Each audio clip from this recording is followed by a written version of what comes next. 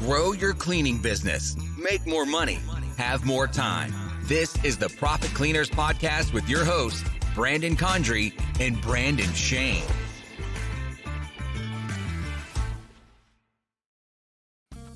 Hey everybody, welcome back to another episode of the Profit Cleaners Podcast, the only place where you can learn from the top 1% of cleaning business owners from around the world to take it to the next level and win. Thanks for joining us today, guys. I'm Brandon Shane, your host, and I'm joined by my magnificent co-host, Brandon Condry, in the house. What's going on, Brandon? Just another day in paradise, living the dream, recording podcasts. That's right, man. Like, you know, talking about our business while we build it and sharing the wealth, sharing the good news. So let's get into it. Let's share actually in this episode, guys. We're going to do a little, we just shared a little bit about our update on Texas and Santa Fe.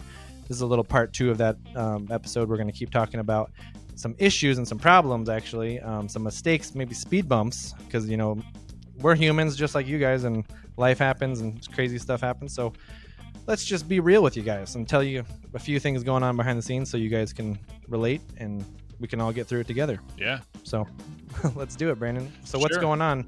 What are some speed bumps we've been encountering? Yeah, we're gonna cover some more specifics. You can kind of put one for Texas in a big bucket, which I think is that no one thinks that we're an actual business. And so that was like Google, Facebook, Nextdoor.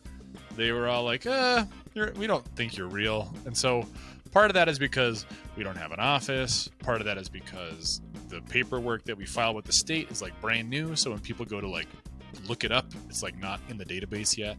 So we've worked through those one by one, and hopefully those business listings are turned on soon so we can get all of our reviews. So I think that's a big bucket.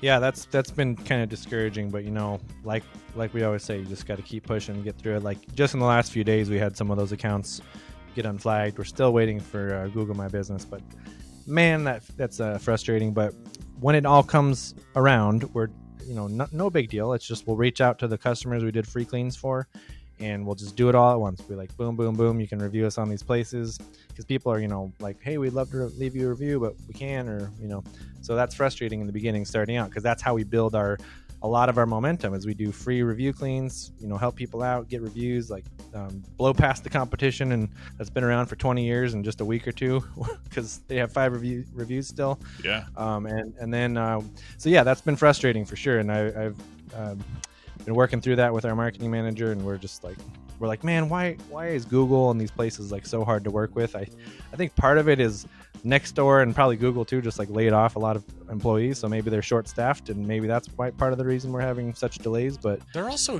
huge. Like they just do not have a customer service department, so they're just hard to get a hold of in general. So that's not. I don't want to run Google. I'm trying to run a customer focused company where it's easy to get a hold of, and so when we run into companies where it's not easy to get a hold of someone, everyone's just like, man, like, why aren't you doing it this way? And so whatever, I'm not going to change Google, but we're working through it. So, you know, if your listing got flagged or whatever, don't be discouraged. There's always an appeal process. It's just you got to jump through some hoops. Yeah, and that just made me think of something pretty cool that I was learning recently in one of my masterminds, which is like right now is such a cool time in history, I think, to, well, like we always say, like when everyone's slowing down, like go faster and speed up.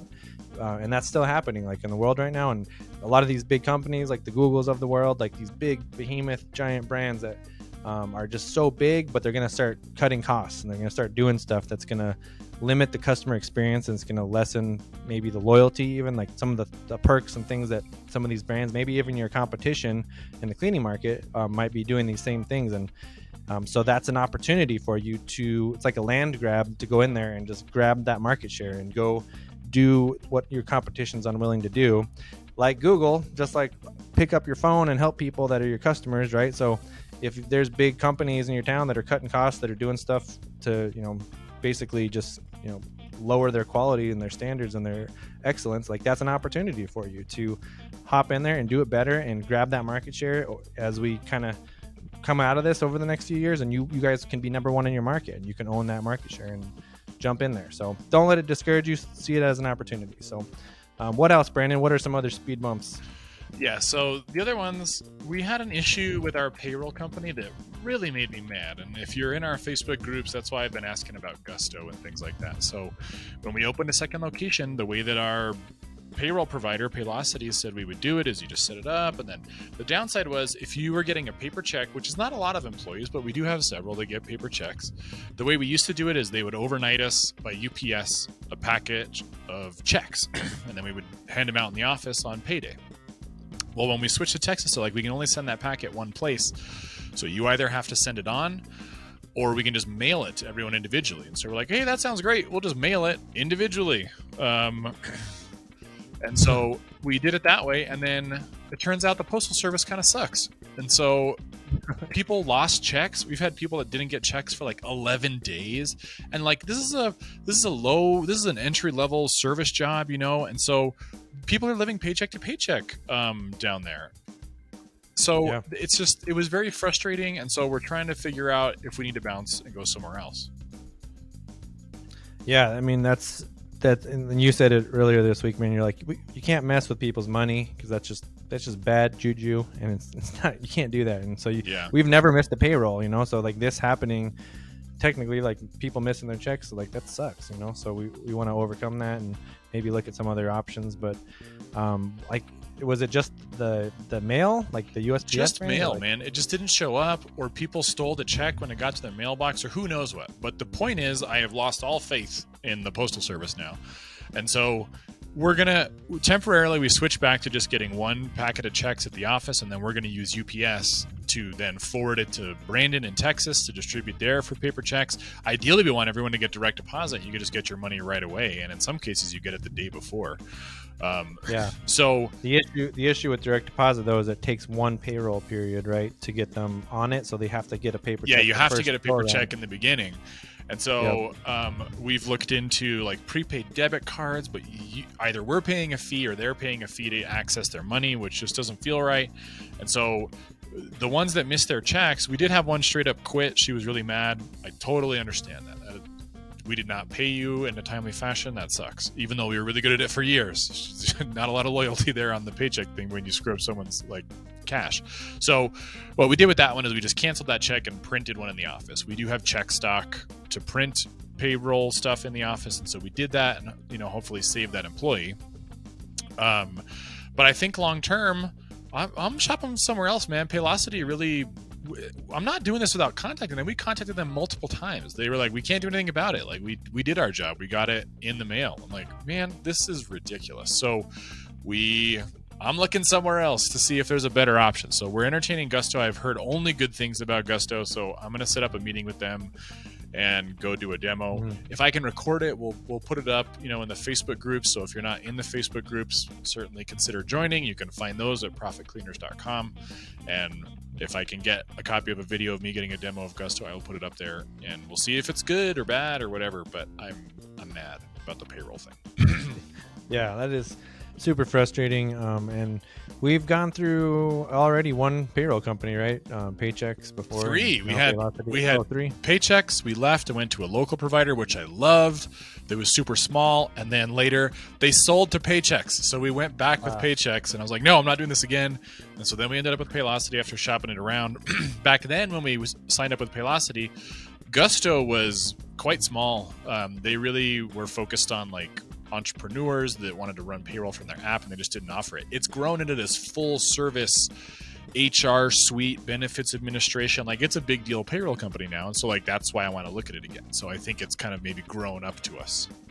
Yeah, that's very cool. So yeah, payroll issues. We kind of mentioned it in the other episode that we had all these accounts. We've started setting up different channels, Facebook, Nextdoor, Google, just been in this limbo because they flagged our accounts for different reasons, or like Ryan, my marketing manager, set up the accounts, but like they didn't think it was me, and then they thought it was fraudulent, and like so just a lot of back and forth and workarounds, and like I'm just so surprised at how poor the customer experience is for these companies, like trying to get stuff fixed.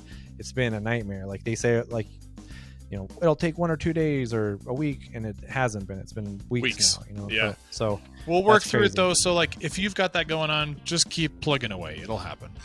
The other one that happened just this morning we posted a job ad for Albuquerque because we had people quit and we need to replace them. And we accidentally posted the salary range as the one in Texas. So prices are different in Texas. Cleaners are paid different in Texas.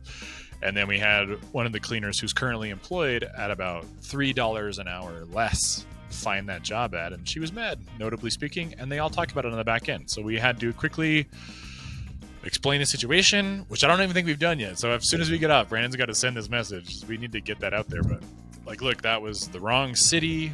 Our bad. We're posting job ads in 3 different cities right now. We got it mixed up. So, you know, we're not hiring new hires at $3 an hour more than you're getting paid.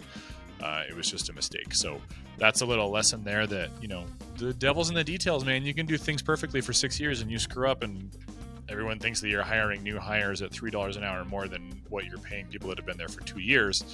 Everyone's going to be mad. So that's what we're trying to avoid. Yeah, like one thing I would say that I learned recently just from actually another service business in town that I was talking to the owner, and he owns a multi-million-dollar patio fence pool company out here in Fort Worth, Texas, and he's really good at hiring and he's very good at the labor. But again, even advice from someone like him, and we'll probably have him on the podcast or something at some point to share a lot of this, but he was saying, you know, it's actually much cheaper to overpay people a little bit than to underpay, because if you try to cut corners and underpay people and, you know, just like $1 an hour here or this or that, and you know, people are going to quit, people are going to not show up, people are you know, ultimately you're not going to have a team to deliver your service. And so if you have to pay a little more to get people to show up and do what you need, like it's all worth it in the end. And hopefully you can keep better people around. That's just one aspect of it. Obviously you got to have culture and do other things to build that sustainability and longevity with your teams. But yeah, just, you know, being willing to be flexible, maybe pay people a little more than you thought, and just keep at it. And you know, hiring is an ongoing thing. It's something we're probably always going to be doing at this point. Now that we're this big, we're always going to have, you know, a few people here and there every month with the size of our teams now, that it's just something we always got to be doing. And I've been telling Ryan to just keep that pipeline going. Like he's helping help us find, you know, creative ways too, not just posting job ads, but going out and finding, you know, people in other ways, kind of headhunting, or even like we're talking about having our employees post on their own feeds to just find, like, hire internally and find people, more friends and other cleaners they've worked with in the past that can come on board. And so you just got to get creative, guys, and you got to think outside the box a little bit, and just know that, you know, this is a challenge we all experience, and so you just got to do what others are unwilling to do to survive and thrive, you know. So all right, and then one more speed bump before we got to get off this to go to the coaching call. So this is a trust but verify situation. I don't know who said that, but that's been around for a while. So we put in a system in place for following up with leads. We thought everyone was doing it, and then Claudia, you know, caught one of our reps marking an estimate as like abandoned. Like, we called him, he didn't answer the phone, so like we're not going to call him anymore, because we do that. Like, if we try and reach out X amount of times and they don't call us, like, give up, let's go to the next one. But she had just happened to be in the right place at the right time and was like, that didn't happen. Like, you didn't call him. There was call recordings. I saw that you didn't call him. I saw that you marked it as this. Like, why did you do that? And, you know, I don't know the motivations behind that kind of behavior, but we're paying a lot of money to get those leads, and we're paying a lot of money for a customer service rep. So, you know, I just want you to do your job. So I tend to take people at face value. Like, you told me you did it. Fine. I'll trust you that you did it. But now we're in a situation where, like, sure, I trust you, but like, let's just double check. So yeah. Sorry to cut you off, man. That just made me think of a really cool phrase I learned recently, which is inspect what you expect. And you have to have a standard of expectations. But if you're not inspecting, and if you're the owner, the CEO, the ops, whatever of your managing that company, you need to be constantly inspecting those expectations. This is why we do inspections at the end of every single house. You know, so you got to keep those expectations up, and your team has to know that you're inspecting that, so you can constantly be getting better and everyone's accountable. So Yep. So inspect what you expect, trust but verify. So we're going to alter our little system there, maybe put in some form of audit. Like, we do a huddle with the customer experience people and we listen to phone calls, but now we're trying to double check. Let's make sure that everyone, like, what actually happened. Then we talked to this person. So like the nice thing about the customer service systems that we have in place is you can, like, if you said that you called them, I can go look up the call logs and see that you did it. If you said that you texted them and they said no, I can see that too. So it's just a matter of looking in the right place. We were looking at actual calls that happened and trying to sort through like some good and bad scenarios there. And it just, we were just not looking in the right place. So lesson learned, our bad, extreme responsibility. That was our fault for not having put that in place in the first place. And so we're working through it. But just a lesson to all of you that, just because they're telling you they're doing it doesn't mean they're necessarily doing it. So just double check.